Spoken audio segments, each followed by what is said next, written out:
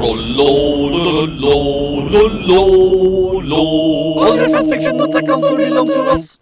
Chapter 39. I'm a trolling genius, lols. Disclaimer. I do not own the HP series and I am not the real XXX Bloody Wrists 666XXX. I am an extremely immature, pathetic idiot girl, I know. Out of boredom, I cracked this girl's passy for fun, and it took less than 8 minutes to do it, and will probably get in a shitload of trouble. Which I probably deserve, because I'm being a troll right now. Meh.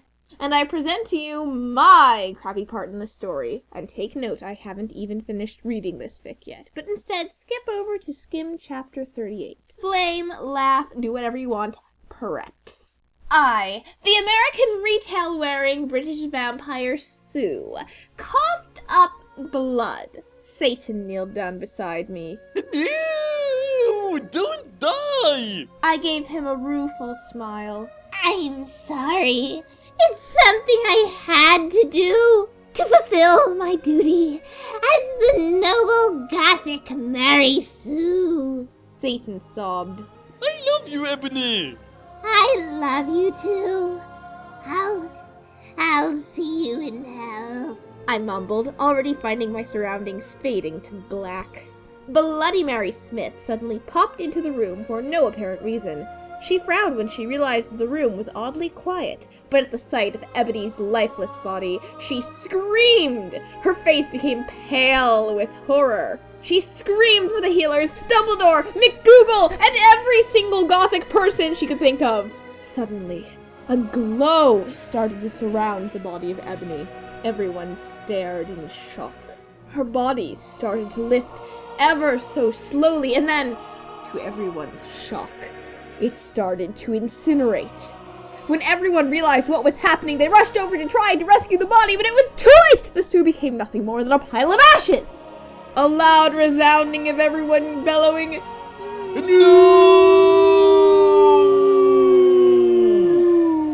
filled the room. A flash of white light from the ashes then started to bounce around the room. Everyone cowered in fear and were temporarily blinded. When it was all over, things changed. All the silly goth clothes dropped from everyone's bodies. And I refused to explain how the hell that happened. And in their place, clothes the characters would normally wear in canon appeared on their bodies. When everyone got over the shock of becoming free of the Gothic power, everybody cheered! Everyone started singing, "Ding dong, the Sue is dead!" Well, that is, until all the HP characters realized the true implications of becoming more canon-like again. All the characters who were supposed to be dead fell to the floor, their bodies cold and lifeless. Harry and Voldemort started dueling. On the left side of the two, the battle of the light side and the dark side were reaching a climax. And because the replacement author also likes to screw around with canon, Draco and Hermione fled the scene and got married. Meanwhile, down in hell, Ebony shed a single tear because of her current situation. A situation that would live on for all eternity. Or at least until the end of fanfiction time.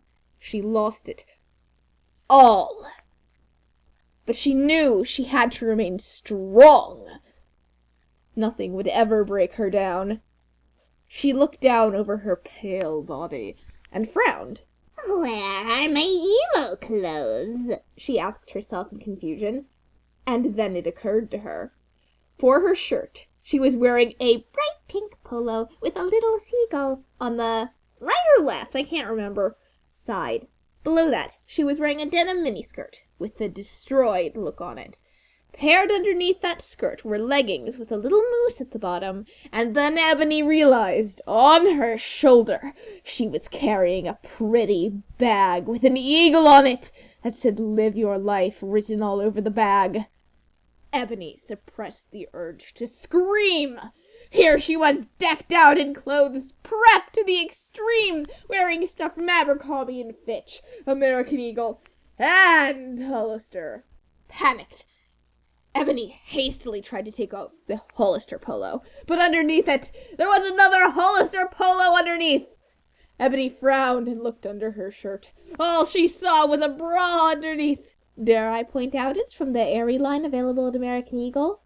Ebony tried to remove the shirt again, but to her frustration, there was yet again another polo to replace it. This is illogical and does not make any sense! Ebony bellowed out to the air. She failed to see the irony in her statement, how hypocritical her words were, seeing as she was practically calling the kettle black here. Ebony slit her wrists and mumbled to herself. Oh my god. /end crapfic.